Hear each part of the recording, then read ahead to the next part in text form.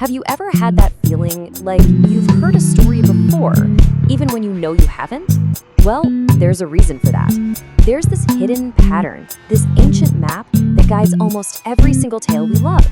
And today, we're gonna unfold that map together. I mean, really think about it. How is it that a farm boy from a desert planet has so much in common with a lion cub on the African savanna or a little hobbit from the Shire? It's not an accident. It's not a coincidence at all. It's because they're all working from the same secret blueprint, a structure that's so powerful and so just deeply wired into our brains that it's basically become the DNA of storytelling itself. So let's dive into what that really means. So what's the deal? Is there really some secret formula for writing a blockbuster story?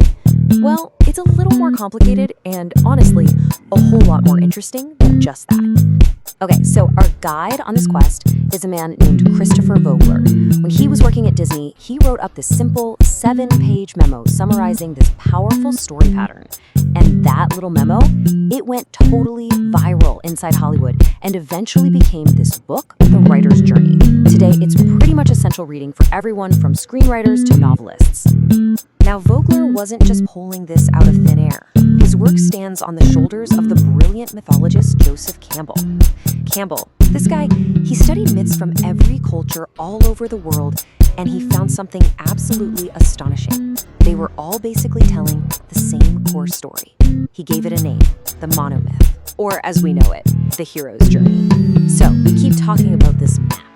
What does the map of the hero's journey actually look like? All right, let's unfold it.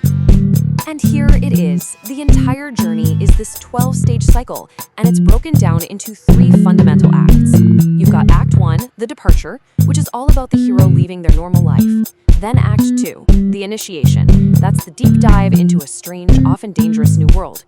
And finally, Act 3 is the return, where the hero comes back home with something of value. Now for the really fun part. Let's zoom in on those 12 stages and we'll walk through them act by act. First up, Act 1. This is all about getting the hero out the door. We start in their ordinary world. Think of Dorothy on her black and white farm in Kansas. Then boom, a call to adventure comes along, which, interestingly, the hero often refuses at first because, well, they're scared. That's when a mentor shows up, think Obi-Wan Kenobi, to give some guidance until our hero finally crosses the first threshold into a new world and the real story finally kicks off. Act 2 is the heart of the journey. This is where the hero faces a whole series of tests. They make some allies, and they figure out who their enemies are. Then they approach the inmost cave, the most dangerous place they've been yet. In here, they face the central ordeal, a massive confrontation with their greatest fear that acts as a kind of death and rebirth. And if they can survive that, they seize a reward. But hold on, it's not over yet. Act 3 is all about the journey home. The road back is often a big chase scene with dark forces trying to stop the hero. Then comes the resurrection, one final climactic test. Only after surviving this can the hero truly return with the elixir, whether that's a treasure, a hard-won lesson, or love, to share with their ordinary world. Right, so this journey isn't a solo trip. The path is always populated by this recurring cast of characters, or as the psychologist Carl Jung called them, archetypes. So you have the hero, who is our window into the story. The mentor is there to guide them. The shadow represents the villain, or maybe even the hero's own darkest side. And you've got the trickster, who's there for some comic relief and to shake things up. Now, these aren't just stock characters. They're like reflections of our own minds. They represent these fundamental parts of what it means to be human, which is exactly why they feel so familiar to us the moment they appear on screen. Okay, at this point, you might be thinking this all sounds a bit rigid, almost like a paint-by-numbers approach to telling a story. But that's a really crucial misunderstanding. Vogler himself was adamant about this. He said the hero's journey is a form, not a formula. Think of it more like a flexible skeleton. The order of the stages can be shuffled. Some can even be skipped entirely.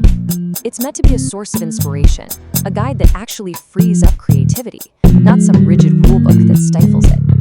So you see, the true power of this map isn't just for writers. It's really a tool for all of us to understand the stories we consume every day, and maybe even the stories of our own lives.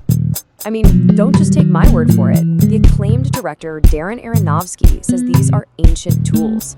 The hero's journey gives us a language to talk about the deep structure of stories, the very thing that makes them connect with us on such a profound level. It's like a key, that unlocks 1,000 creative puzzles. At the end of the day, this journey isn't just a pattern for storytelling. It's a pattern for life. It reflects the challenges, the transformations, and the triumphs that we all face. So now that you have the map, go back to your favorite movie, your favorite book, or even think about your own life story. What will you see differently?